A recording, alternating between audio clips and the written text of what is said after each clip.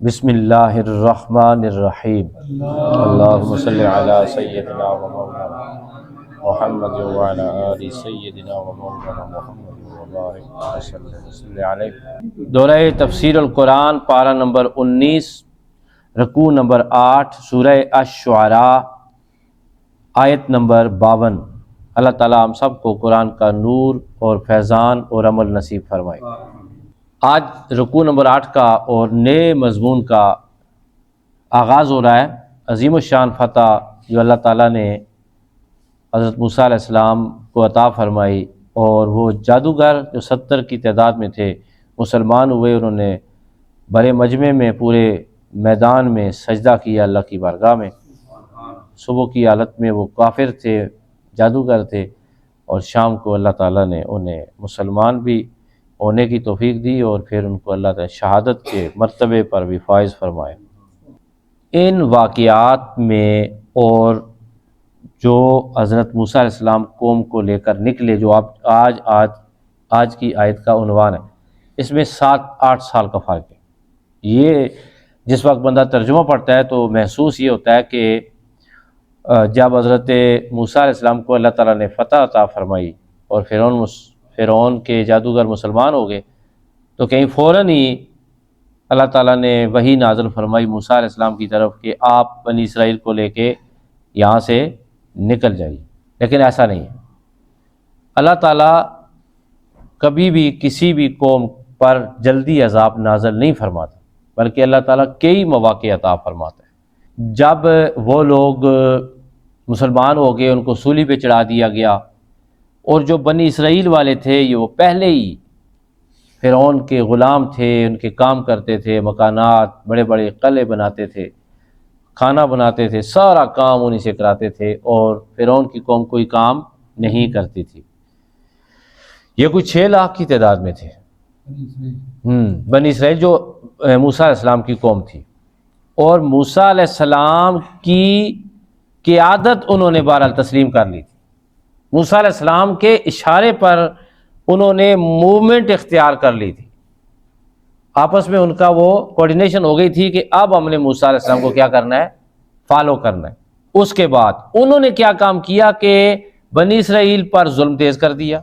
फ़िरौन ने ज़्यादा जुल्म करने लगे तैश में आकर। तो अल्लाह ताला ने उन पर जो अज़ाब नाज़िल फरमाए मुख्तलिफ़ सूरतों में है। सूरह आराफ आयात 130 से 133 और मुख्तलिफ़ दूसरे मकामात पे कुरानी के हवाले से आज बात करें। पहला जो अज़ाब नाज़िल फरमाया गालिबन, ठीक है, वो था फसलों की कमी, फलों की कमी। शहरी इलाकों में फसलें कम हो गई और देहातों में फल कम हो गए। एक्सचेंज होता था कि फल दे के अनाज ले लेते थे, अनाज वाले अनाज दे के फल ले लेते थे। तो दोनों जगहों पे कमी हुई तो एक्सचेंज करने के काबिल भी वो ना रहे, भूख से मरने लगे। और जो खेतियां थी बनी इसराइल वालों की, वहाँ से ख़जाने उगने लगे जनाब, और लहलाती सरसब्ज़ व शादाब, और उनकी यहाँ तजारत भी बड़ी ज़बरदस्त होती, जो अलग हो गए। ये जो ख़ास कर इलाके थे फ़िरौनियों के, वहाँ पे अज़ाब नाज़िल हो गया, और वो हज़रत मूसा अलैहिस्सलाम पर इल्ज़ाम लगाने लगे कि इनकी नहुसत से हुआ है।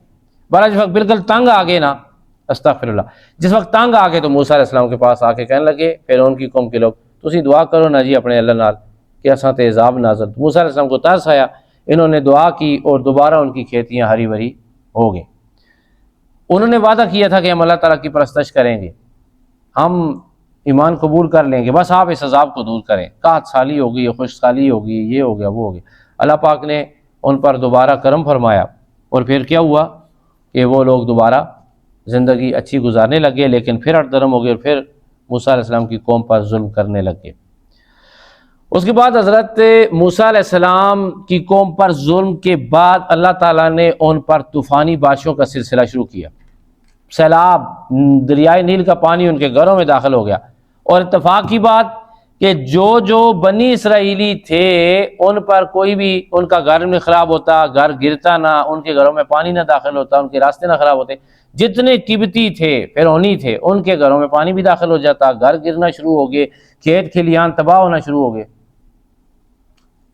फिर वो हज़रत मूसा अलैहिस्सलाम की खिदमत में हाज़िर होते मूसा अलैहिस्सलाम ने कहा कि बाज आ जाओ, हम बाज आ जाएंगे, बस आइंदा के बाद नहीं होगा, आप इस तरह करें, हमें अल्लाह ताला की बारगाह में दुआ करें कि अल्लाह ताला हमें इस अजाब से निजात अता फरमा दे। मूसा अलैहिस्सलाम ने फिर दुआ की और फिर जिस वक्त वो बारिश ख़त्म हो गई, खुश्क हो गए सारा कुछ रास्ते वगैरह, और दोबारा जो है उनको क्राइसिस से निजात मिली, तो दोबारा उन्होंने जुल्म करना शुरू कर दिया। किस पर? बनी इसराइलियों पर। अच्छा, फिर अल्लाह पाक ने उन पर टिड्डियों का अजाब भेजा। टिड्डियाँ आती, उनकी फसलें खा जाती, उनके घरों के बाहर रखी हुई लकड़ी की बनी हुई जो चीज़ें होती, कुर्सियाँ, मेज़ें, वो भी खा जाती। इतना अजाब, सख्त तंग आ गए और टिड्डियाँ टिड्डियाँ नज़र आने लगी उनको, और जो भी चीज़ वो करते, उगाते, रखते, पकाते, वो टिड्डियाँ खा जाती। फिर मूसा अलैहिस्सलाम की खिदमत में आए, अपने अल्लाह से दुआ करें। मूसा अलैहिस्सलाम फिर कहते बाज आ जाओ, अल्लाह के अजाब से, ये अल्लाह ताला की तरफ से है, बाज आ जाओ। लेकिन टिड्डियाँ मूसा अलैहिस्सलाम की कौम को कुछ भी ना बिगाड़ती। जो 6 लाख लोग थे वो बिल्कुल ठीक, मूसा अलैहिस्सलाम पर वो ईमान भी ला चुके थे, वो बिल्कुल ठीक होते, उनकी तरफ टिड्डियाँ ना जाती। टिड्डियाँ जाती फिर उनकी कौम के लोगों के पास। मूसा अलैहिस्सलाम ने कहा ठीक है, तुम लोग ठीक हो जाओगे, हम ठीक हो जाएंगे, चलो ठीक है जी। अल्लाह पाक की बारगाह में दुआ की, टिड्डियाँ गायब हो गई, दोबारा वो आराम से रहना शुरू हुए। थोड़े टाइम बाद दोबारा उन्होंने जुल्म करना शुरू कर दिए और अटदर्मी और तकब्बर और गुरूर करना शुरू कर दिए। अल्लाह ताला ने फिर क्या किया, उनको जुओं और गुन के अजाब में मुब्तला किया।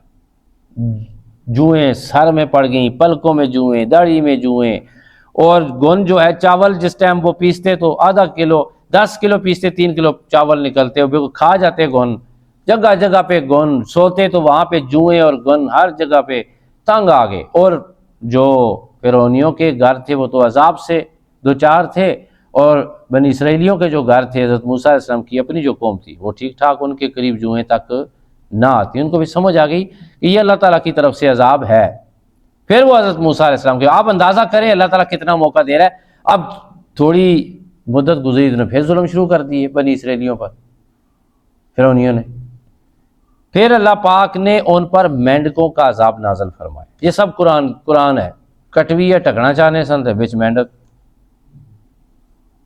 पानी पीने वाला मेंढक, चरपाई पर मेंढक, घर में मेंढक, बाहर मेंढक, हर जगह ट्रा ही ट्रा, मेंढका ही मेंढक, सख्त तंग आए। और फिर कुछ लोग आए, उनमें से उन्होंने सारी कौम का नुमाइंदे बन के हज़रत मूसा अलैहिस्सलाम के बाद, हम बाज आएंगे, बस अब इस अजाब से निजात दे दें, अपने रब से दुआ करें। इसका मतलब अंदर से वो जानते थे कि ये अल्लाह ताला सच्चा रब है, हज़रत मूसा अलैहिस्सलाम का, हमारा भी रब है। उन्होंने दुआ की, और साथ जिस वक्त अजाब आता ना, तो पता है वो सड़ के क्या कहते हैं, ये मूसा अलैहिस्सलाम और उनके साथियों की वजह से, नुसरत की वजह से, जब से ये आए हैं हम पे अजाब नाजिल हो रहा है। लेकिन जब तंग आ जाते दुआ के लिए हज़रत मूसा अलैहिस्सलाम के पास पहुंच, मूसा अलैहिस्सलाम फिर रहम दिल थे, अल्लाह ताला की बारगाह में अल्लाह ताला वो अजाब दूर फरमा। आखिरी 2 अजाब जो नाजिल हुए उनमें एक खून का अजाब, पानी में खून, दूध में खून, सालन में खून, कोई भी चीज़ उसमें खून, घर में खून, दरियाए नील का पानी वो भर के लाते घर तो खून हो जाता, वही बनी इसराइल वाले मूसा अलैहिस्सलाम की कौम वाले लाते, वो ठीक ठाक साफ सुथरा होता। फिर जो आखिरी अजाब नाजल हुआ वो ताउन की बीमारी, मुख्तलिफ बीमारियों पर 70,000 लोग उनके मर गए। फिरौनियों के कितने लोग मर गए बीमारियों की वजह से, लेकिन ना बाज आने वाले ना बाज आए। और इतने अजाबों के बाद अल्लामा तबरी रहमतुल्लाह ताला अलैह ने अपनी तफसीर में लिखा, हज़रत इब्न अब्बास रज़ी अल्लाह ताला अन्हुमा के हवाले से, कि फिर उनका जुल्म बढ़ गया और उन्होंने फिर बनी इसराइलियों पर तरह तरह के तशद्दुद और जुल्म करने शुरू किए। अल्लाह पाक ने वही नाज़िल फरमाई, व औहैना, और हमने वही की, इला मूसा, मूसा अलैहिस्सलाम की तरफ, अन असरी, के रातों रात ले जाइए, बेइबादी, मेरे बंदों को, इन्नकुम, बेशक तुम्हारा, मुत्तबऊन, ताक़ुब किया जाएगा। आज के दर्स से हम क्या सीख सकते हैं? सबसे पहली बात यह है, अल्लाह के इतने नज़दीक हो जाएं, इतने नज़दीक हो जाएं कि हम ज़रा भी गलती करें तो हमें इशारा मिल जाए कि आप क्या हो गए हैं, गलत हो गए हैं, तो हम वापस अपनी पटरी पर वापस आ जाएं। लेकिन ये किसी किसी को मिलता है, जो भी मौका मिलता है ना, ये याद रखना जी, आखिरी मौका है। जो भी मौका मिलता है ये आखिरी मौका मिलकर अल्लाह ताला हमारे गुनाहों को माफ़ फरमाए। अगर हम में से कोई गुनाहों की ऐसी दलदल में फंसा हुआ है कि जो वापस नहीं आ रहा, तो आज का दर्स उसके लिए बहुत बड़ा मैसेज है कि आप ये दर्स सुनकर वापस आ जाइए कि अल्लाह ताला कभी कभार मौका देता है और जब मौका ख़त्म हो जाता है फिर उसके बाद अल्लाह मौका नहीं देता। अल्लाह ताला हमें अपनी बारगाह का कुर्ब अता फरमाए और बगावत से महफूज फरमाए। वाखिर दावाना अनिल हम्दुलिल्लाहि रब्बिल आलमीन।